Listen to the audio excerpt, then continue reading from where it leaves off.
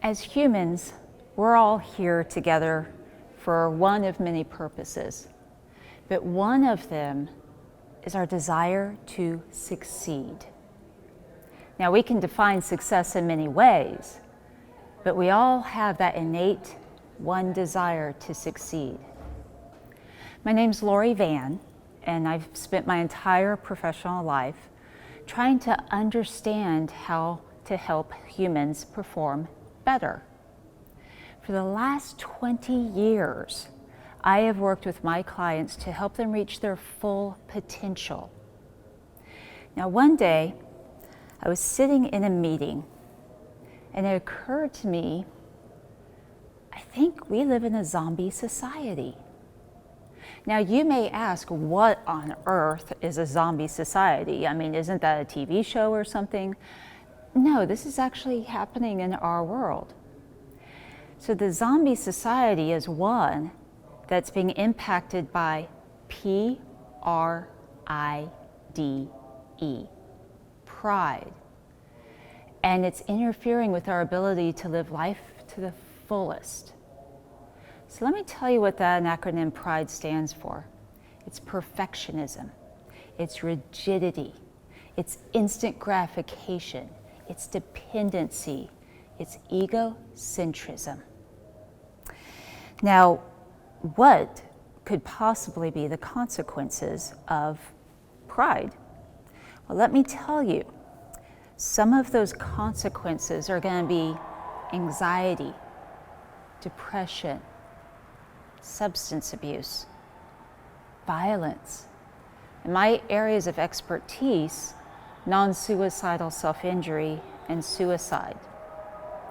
So let's break down pride just a little bit more. First, you have perfectionism. Now let's just start off and get this out of the way. We don't live in a perfect world, and we're not perfect. It's an impossible task.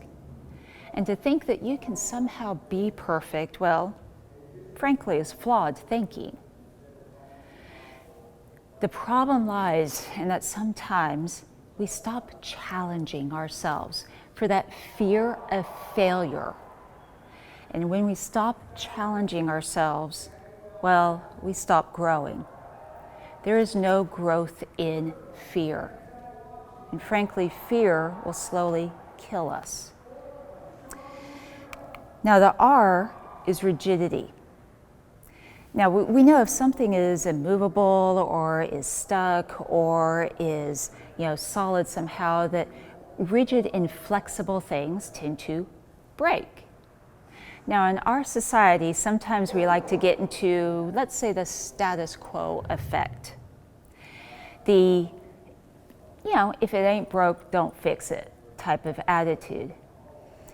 Or let's just go along to get along, don't rock the boat.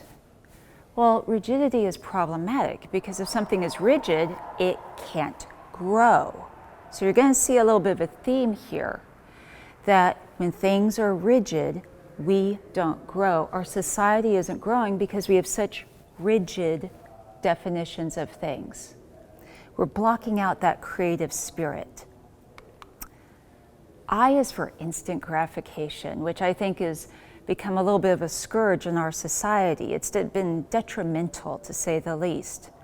The whole now, give it to me attitude, well, that's problematic. Because in that drive to have it here, to have it now, well, what do you think that does to patience, to motivation, to ambition, to self-control, the idea of persistence? Well, instant gratification has a tendency to knock out all of those things. And instant gratification, well, that desire to have it now actually becomes that dividing principle between those that are successful and those that are not. The D is for dependency. Now let's clarify, there is a difference between a person that is there for you, that they support you, that they you have a great connection with them versus someone that, let's say, is emotional cling wrap or intellectual cling wrap. In our society, we've erroneously placed investments into fake friends, other people's opinions, to the detriment of we're not thinking for ourselves. And when we don't think for ourselves, well, that means we might be sucking the ideas of other people. We're not using our own judgment. And that can lead to just carbon copy people. People that don't think for themselves, and for those that actually do think for themselves, well, they start to become in a minority. And again, how can we grow and move in that environment? Now, E is for egocentrism, and well, let's just be honest, shall we? We live in a very egocentric world. Me, me, me, me, me. With them, the what's in it for me principle. But here's the problem, is that oftentimes we forget that our actions aren't just about us. Our actions have a ripple effect. Our actions affect other people, either in very direct ways or in very indirect ways. Now, if you're a business person, you might be thinking, well, I want to increase sales and I want to be a great leader and I want to be seen in this certain way, and how can I do that? Well, if you're focused on yourself, you can't. That's just the simple truth. Good leaders, good business people aren't solely focused on themselves. They're not egocentric. Now let's go into what causes this zombie society, and I'll just touch on 4 thoughts with that. 1, I think we expect a free lunch. We've been, I guess, trained to look for free lunches. We look for shortcuts over effort. We have lowered the standards by how we judge things, and we're rewarding things without results. Now, free lunches, here's a problem. You can't have a free lunch without having some stomach aches that go along with it. And when you expect something for nothing, again, what does that do to resiliency levels? What kind of impact is that going to have? Now, there are sometimes 3 things that contribute to this. Poor boundary setting by parents or caregivers.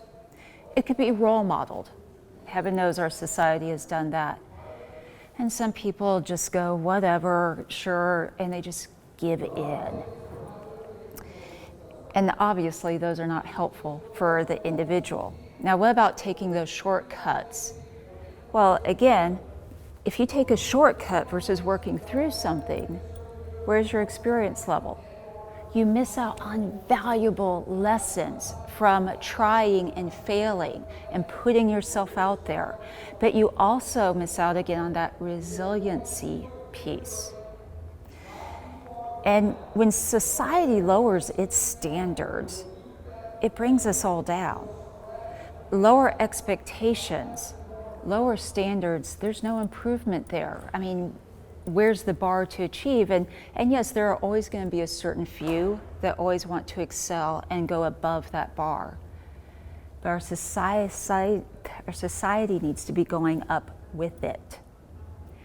And when you have short-term benefits, I guarantee you are going to have long-term consequences. And rewarding with no results, well, let's just say that's settling. You are settling. And it's not helping anyone when you settle for a poor product. So why should we care? Well, while science has gone leaps and bounds in developing, it's missing out on the human factor. Until we address the human factor, we are going to be more prone to keep falling into this zombie society. And what is the solution, you may ask? Life, L-I-F-E. So life is learning, it's innovation, but with balance. It's fiscal responsibility, putting our funds not just to technology, but also mental health, and growing ourselves in that way. It's energy. Let's focus on creativity. Let's focus on other positive areas of development. So do you want to destroy that zombie society? Because I'm motivated to do that. Don't let pride take away your life. And if you are interested in helping your clients, your community, your school districts, see me, Lori Van. I am there to help you live.